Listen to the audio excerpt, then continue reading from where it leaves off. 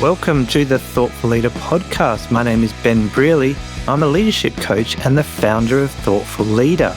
The Thoughtful Leader podcast is all about short, sharp leadership advice because thoughtful leadership is good leadership. Welcome to episode 311 of the Thoughtful Leader podcast. In this episode, we ask the question, well, my values aren't helping my leadership, so can I change them?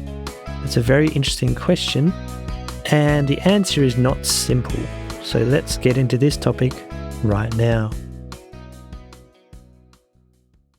So sometimes I work with leaders who are not happy with the values that they have. Not all of them, but just some of them that they think don't help them in their leadership role, for example.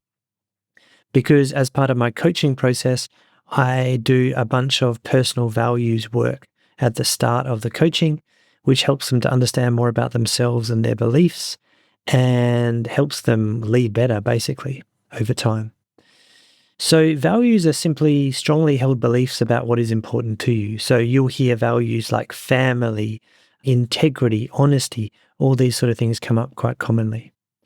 Now, there's good news is that your values are quite stable over time. So once you learn about your values will be fairly consistent over your life.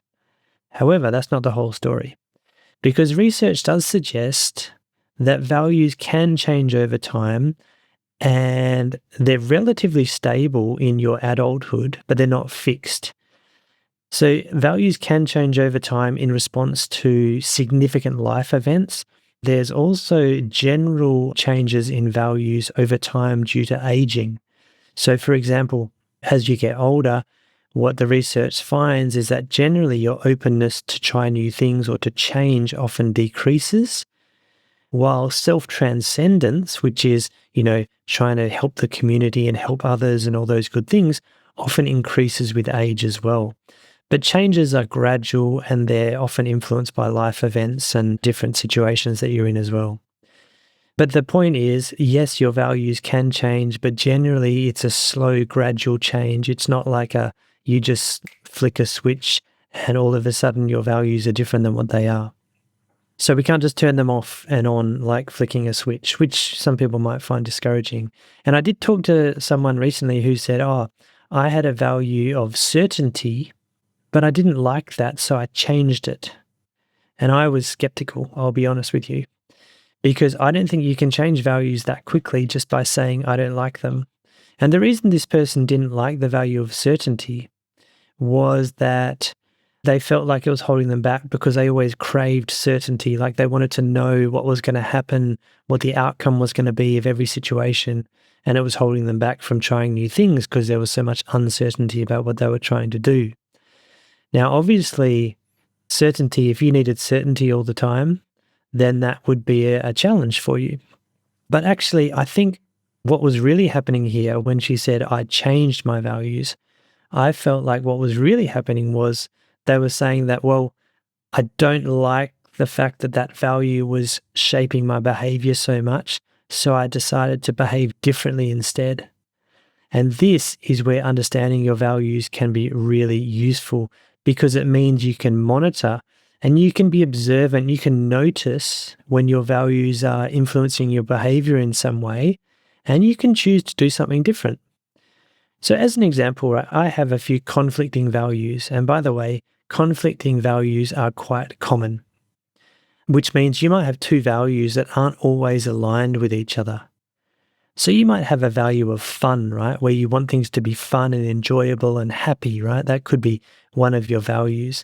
But you might also have like career success or something like that as a value. Now, those two values, yes, they could be aligned, but sometimes they might not be, because you might have to do things in your career to achieve career success that aren't fun at all. They're not enjoyable, but you have to do them to get where you want to go. And so that's an example of where two values could conflict. Personally, I have two values that might conflict. One of them is what I call ease. Now, by ease, I mean I like things to be relaxed, casual, peaceful, calm. And another one of my values is potential, which is really about improvement and growth and getting better at stuff.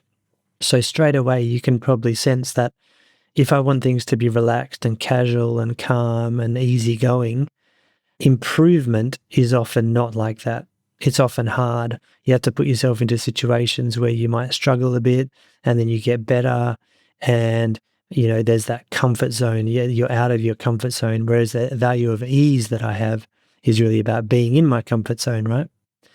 And so those two values are conflicting for me sometimes. So really it's about identifying what your core values are and then deciding to go with one or the other. So let's go back to this example of certainty, right? If you had a value of certainty and you believe that, well, you didn't want to try new things and maybe there's a promotion at work and you think, oh, I'd really like to get that promotion. And one of your other values might be success or career success, right? And so you might think, well, no, but I need certainty. I want to know what that role is going to be like. So that might prevent you from applying for that promotion because you're not sure if you'll like it. You're not sure you'll be good at it. There's lots of uncertainty there. Now, interestingly, your other value of career success that you might have would actually be really useful in trying to get that promotion. So this is where I think it's really important to be mindful of your values. And if one of your values is not serving you at a given moment, you don't have to follow it. I'm not going to pretend that we always have to be in alignment with our values all the time, because sometimes we need to adapt and do things that may not be in alignment with our values. But what I will say is the more you do that, the more probably dissatisfied and discontented you will be. So you want to align with your values as much as possible. So this is where values work can be really useful, right? And there's a couple of questions I like to ask people if they want to work out more about their values. And there's a couple of good ones. They're very simple. The first one is, think about a time in your life where everything was going really, really well. You were content, you were satisfied. What was happening for you then? And which values were in place for you at that time? And it can be helpful to have a big list of values as well, right? Where you can have a look at. That can be really helpful to do that. And actually to get that, you can go to my Thoughtful Leader website where my online values course is. That is a really good source of trying to work through this process. But today, I'm just going to give you a couple of questions to ask. Another question to ask yourself is, okay, what was a time in my life where I really struggled and what was missing for me at that point? So you might remember a time in your life when maybe, you were really struggling at work and you were unhappy, and you might realize that, actually, when I had a bit of a relationship trouble at home, that's when I really struggled at work. And so this could tell you something about, maybe family or love or relationships are one of my biggest values, for example, something like that. So this give you clues, right? Think of a time where you were doing really well. Think of a time where you were not doing well and what was missing. So for me, for example, years ago, I moved to Sydney, which is across the country from me in Australia. I live in Perth on the other side of the country. And it was, the year was 2003, which is a long time ago now. And I moved to Sydney and I didn't know anyone except my girlfriend over there at the time. And I actually really struggled with homesickness at that point. And what I think that was one of my values is acceptance and belonging, right? And what I was really lacking was that belonging of having friends, a social circle, people I knew, and those nice networks that I used to have in my hometown. And that was a real struggle for me. And that's one where I reckon that was missing for me when that happened. So the last question I get you to ask yourself as well to understand more about your values is to ask yourself the question, okay, think of someone you really don't get along with. What do they do or how do they behave or how are they that really upsets you? So for example, one of mine would be someone, I can think of someone now who I don't really associate with anymore, who's very judgmental. And that I really hate that. So when I used to be around that person, they would often make judgmental comments about people or myself or whoever. And that is really the opposite of that thoughtfulness or consideration value that I have. So thinking of people you really don't get along with can be a great way to uncover what your strong values are, your strong beliefs are, because they really stimulate that visceral response in yourself, that trigger that makes you feel unhappy. So the reason I get you to ask those questions is because it gives you a bit of insight into what your values might be like. And then what I would suggest is when you're more in tune with your personal values, you can start to work out whether they are affecting your behavior in negative ways. So if they are impacting you too much, and you can choose not to align with your values at certain times. So you might have some conflicted values and you might go, you know what? I'm going to choose to follow this behavior instead of the one that aligns with one of my values this time because I think it'll help me get to where I want to go. So back to the topic of the podcast, can you change your values? Well, I don't think it's easy to change them just by flicking a switch. They may change over time, but what I think you can do to change your values is to continuously engage in behavior that reflects the values that you want to have. So, if you want to embrace uncertainty more in your career, then start to do things that put yourselves in situations where you have that uncertainty because then you become more comfortable with that. And so you don't have to follow your values all the time. If they're not serving you, you can choose to do something different. But the real thing to take away here is that if you don't know what your values are, then it's hard to know whether your values are serving you or not. And once again, I'll just mention on my show notes page, thoughtleader.com/podcast/311 for this episode, there is a link to my online values course.